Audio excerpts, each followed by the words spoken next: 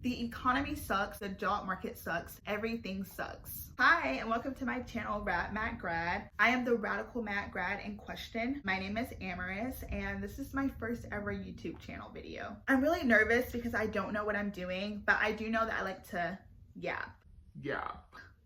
I like to talk about things, and so I was like, why not create a YouTube channel? I am a freelance writer. I've written for places like Teen Vogue, HuffPost, Refinery29. I really love telling stories. I'm also a content creator on TikTok. A lot of my TikTok videos are really like short videos, like 7 to 29 seconds, and I haven't really done anything long form, and I decided that since I talk a lot, I want to keep talking. So welcome.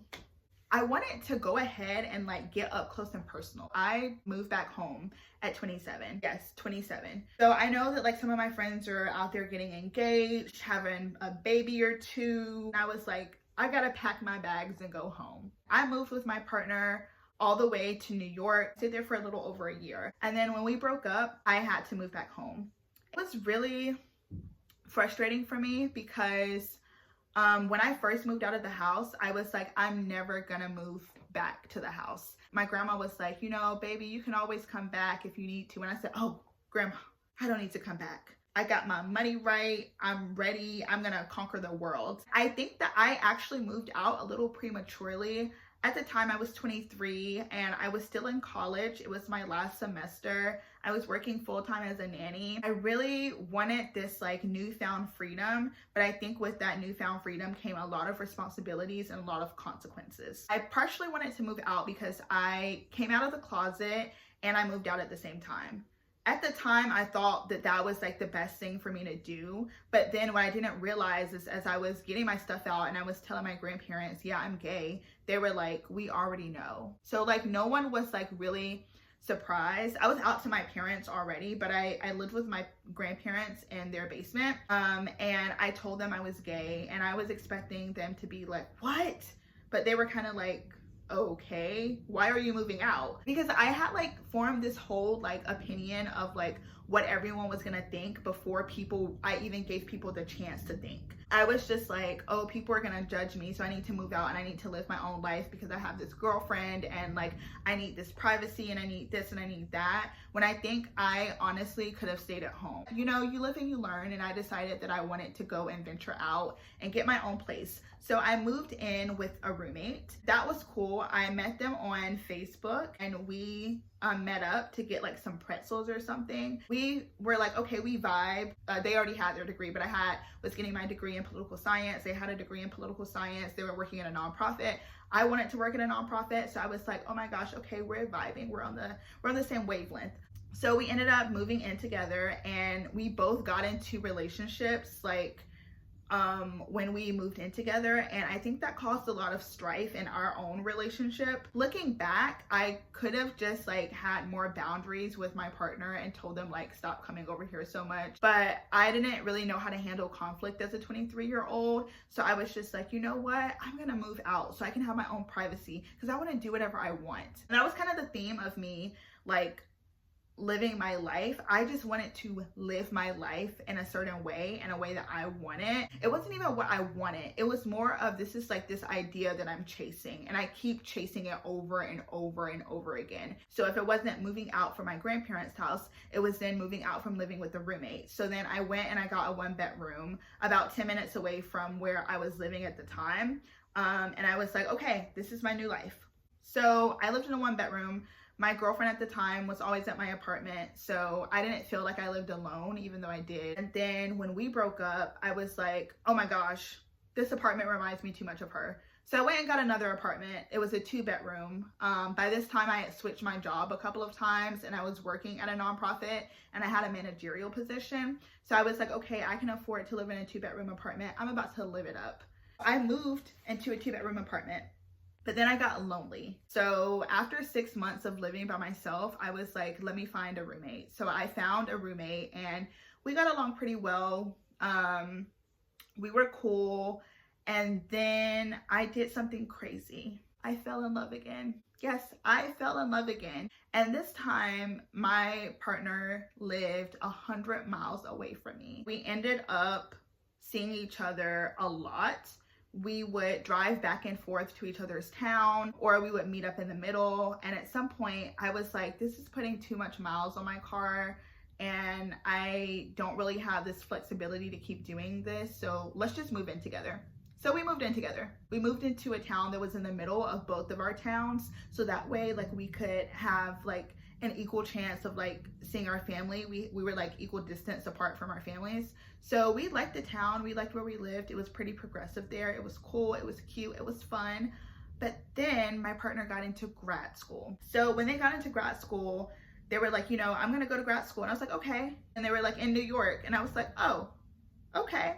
And at the time I was thinking about moving to DC. My job had an office in DC and I always wanted to live in DC, but then they shut down the office in DC. So I was like, well, I guess I can just move to New York. But I was a little bit on the fence about it because I was like, I'm not sure if I want to live in New York. And my supervisor told me on a work trip, Am-uh-ris, if you're in love, like go be in love, go move to New York. Like you are getting this opportunity to do something so fun and so cool, so do it. I was like, you know what? You're right, I'm gonna do it. So I moved to New York with my partner and we stayed there for about like a year and 3 months, and then we broke up. So when we broke up, I did a soft move back to my hometown, and that soft move for me looked like our lease is not up yet, but I don't want to live here anymore. So after we broke up, like a couple days, I bought a ticket back and I went to stay at my grandparents' house for 2 months. And that was really healing for me. And I had made the decision, like, if we're gonna stay broken up, then I'm gonna move back home. And, you know, it was not really in our best interest to do long distance. So like we decided not to stay together. And I'm like, okay, I'm gonna move back home. But then I got another job and the job was actually in New York. So I decided to stay and I was like, you know, we made this agreement that I would keep the apartment and I was like, okay, let me stay and I'll keep the apartment and I'm gonna like live alone. I've lived alone before, I can do it again. So I decided to live alone. And it was very, very overwhelming. I had some things come up. I wasn't happy. My mental health was kind of just like deteriorating. I was also trying to get sober and I was having a hard time staying sober. New York has a lot of great AA meetings and a great sober community, but I wasn't like really in it as much as I wanted to be. I kept feeling like something was pulling me towards like alcohol and I kept using alcohol like over and over again. I would spend a couple of days being sober. I think I got up to like 30 days and I just could not last. So I was like, you know, I'm gonna move back home. So I lived alone for about 3 or 4 months and then I called my grandpa, and when I called him, he was like, hey, I have a room for rent down here, ha ha ha. And I was like, actually, I'm gonna take you up on that. I'm gonna move back home. So yeah, I had a countdown and I decided that I was going to move back home because it was going to be the best thing for my mental health. It was going to be the best thing for me personally, just in general. And I was like, I don't want to live in New York anymore. So I decided to move back home. There were a lot of mixed feelings that I had about moving back home. I felt inferior. I've always had a good job. I've always been on top of things. I've always been like an example of what independence looked like. And I got really caught up in being this idealized version of myself that I was so afraid to move back home. And it took a lot of humility for me to do that. And it also took a lot of maturity. I think I had to mature in a very short amount of time because I had to realize that I was comparing myself to this version of myself who didn't really exist. Like I made this version up of who I was supposed to be in my head instead of just living my life the way that I needed to live my life. So I was like, I'm gonna start from scratch. So I put my apartment up on Facebook Marketplace and I got 1,200 hits. I did live in a rent stabilized apartment and I will say I decorated it pretty nicely. So a lot of people wanted to move into the apartment And I felt like a realtor. Like I was doing interviews, I had showings, I had people coming over, I was showing them the place. And eventually I met this girl who also was going through a breakup and always wanted to live in New York. And I was like, honestly, just from that, the apartment is yours. And she bought like a majority of my furniture, which was really great because I had just spent $1,000 on the sofa. And I was like, I can't take this sofa with me because my grandparents' house is already furnished. So what am I gonna do? So I sold all of my furniture. I packed up my clothes and my books and I put them in a U-Haul container and I shipped it down for like $1,500. I was like, I'm moving back home. And it was very hard. It was a very hard thing to do.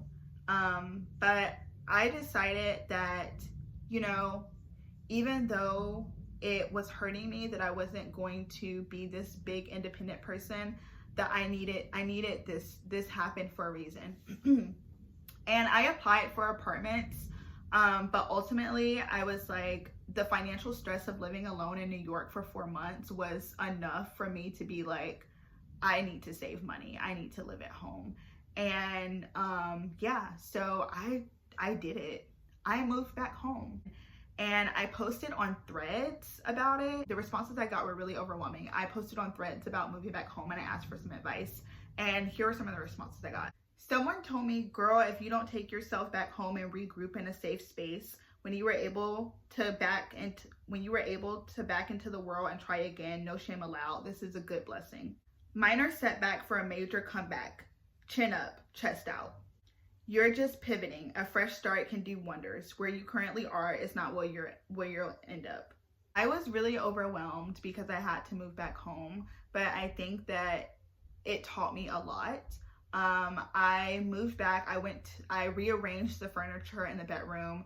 I went to Goodwill and got some things. I brought some things from my old apartment and I furnished the room how I wanted it to look. And I don't know, I'm having a good time. I've been going to the gym. I've been reconnecting with my friends. I've been reconnecting with God. I've been feeling a lot different. And I'm just so happy that I made the decision to move back home, even though it shot my ego. So that's all, folks. That's all I have for you today. But I think I'm going to start making more videos. So if you want to see more of this, like and subscribe and comment below. Yeah, that's all. See you next time.